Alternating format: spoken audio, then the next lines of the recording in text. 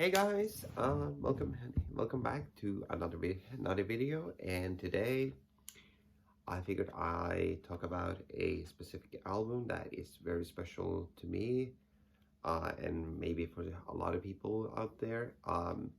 It's an album that was released I believe, back in 1975, on the Polydor Records label, and that of course is the album Rainbow, the self-titled Rainbow, their debut, or in this instance, it's referred to as Ritchie Blackmore's Rainbow. So, consisting of members of Gary Driscoll, Greg Gruber, Mickey Lee Soul, and of course Ritchie Blackmore. And on vocals, you had the great Ronnie James Dio.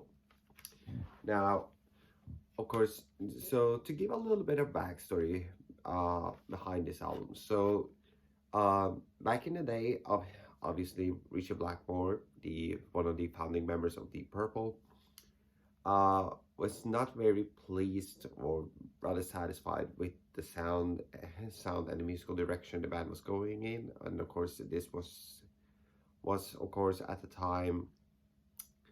The band consisted of Ian Pace on drums, John Lord on organ, of course Ritchie Blackmore on guitar, Glenn Hughes on bass and co-lead vocals, as well as Mr. David Coverdale on vocals. And Deep Purple sound on both Burn and Stormbringer that's the name of the albums.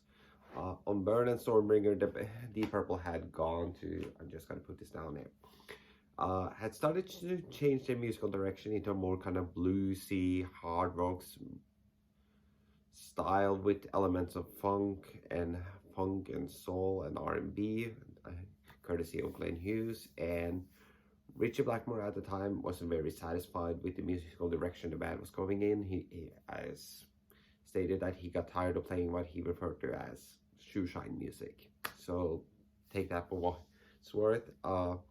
But anyway, at the time, Deep Purple was out on tour. They had this opening band opening up for them known as Elf, and that is the band that Ronnie James Dio was a member of.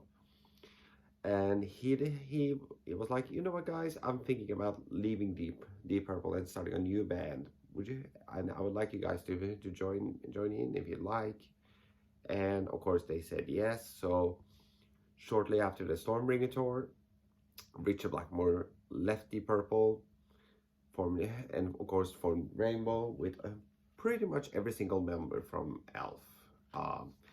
But it was of course a lineup that wouldn't last for very long. And of course, after this album, Ritchie Blackmore pretty much fired everyone with the exception of Ronnie, and created a whole new lineup of the band. And believe me, I'll be talking about that album when I get to it. But getting into this album, it's honestly, at least the last Ronnie fronted Rainbow album that I listened to.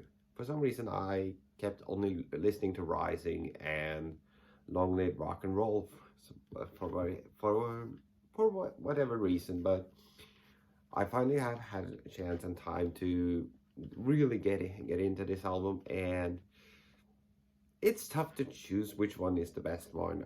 There are definitely songs. This one for me is probably, it might be the most powerful, but it's probably the one I like the most in terms of consistency. So I mean, going through the tracks here, obviously you have tracks like Man on a Silver Mountain. The opening track here is of course a staple of the Rainbow catalog, and it's easily a top 10 for me. Obviously you have, so I mean, you got great guitar work, one of the great guitar riffs of Mr. Blackmore, in my opinion, one of his absolute best. And yeah, of course, the funny thing about the lyrics here, it's very story based. It has very elements of revolving around fantasy, and I think it's pretty cool. It gives certainly Rainbow a very unique sound and very distinctive sound, at least from Deep Purple. So I really like, of course, like I mentioned, I really like Man on the Silver Mountain. You got Self Portrait, which I think is pretty cool. I love the percussion, at least on I actually really like the percussion on that song. And I also think that it has for whatever reason I think it has a very melancholy sound to it. I don't know why. But I really like that song a lot. Of course, you also have and their cover of the Quartermass song "Black Sheep of the Family." Some people don't like it. I think it's a decent cover myself. I really, and especially I like the harmonies on the chorus. We are the black, I am the black sheep of the family. Sorry, I really like that one. And of course, I mean, you got "Catch the Rainbow." What is there to say about it? I mean, it really shows how Ronnie can take his voice to a very soft and very soothing tone, and not just have just power and grass and rasp to it, and that grit and that power, but also take it to that very soft, much more mellow style. And I think it's absolutely gorgeous. Yeah, it's definitely better on live on stage, but on but the studio version here is absolutely gorgeous. Of course, you got also if you flip the album over, you have Snake Charmer, which is a cool kind of rocking song for me. I really like that one. Temple of the King is probably my favorite song off the album, and in I mean it's to me one of the best in regards to uh, Ronnie's way of storytelling. And I really think that, I mean, for whatever reason, I almost get a little bit emotional listening to the song. But it's easily my favorite song off of this here. Of course, you got the kind of little, I guess, kind of rockabilly style, kind of Elvish 1950s kind of old school rock and roll with. If you don't like rock and roll, yeah, it's definitely to me, it's the one that sticks out like a sore thumb. I kind of wish they would have replaced it with something else. Like this, to me, it doesn't match the style of the rest of the album. At least Black Sheep of the Family semi fits. So yeah, I mean, I really don't like that. I don't really like that song at all. And of course, you got 16th Century Greensleeves, which is pretty cool, and Still I'm Sad, their cover of the Yardbirds, which for whatever reason is an instrumental on this.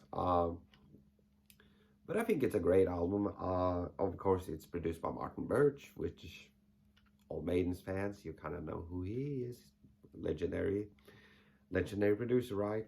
So yeah, I think this album is great. And the reason why I want to bring this up is because I know a lot of people that really don't know, who may know Rainbow, who may know Black Sabbath as far as Sabbath with Dio or the Dio band, but not really pay close attention to Rainbow. And I think it's a really cool to kind of have that kind of, I guess you could say, kind of intermarriage between Purple and Sabbath through Rainbow. So if you haven't had a chance, please go and check it out. And if I had to rate this album, I would give this one a 4.5 stars out of 5. And with that said, I am just gonna sit back and relax and take a good day off. And make sure to like, comment, subscribe to this channel for more content. And remember, we always like to get more people over here, because remember, the more the merrier.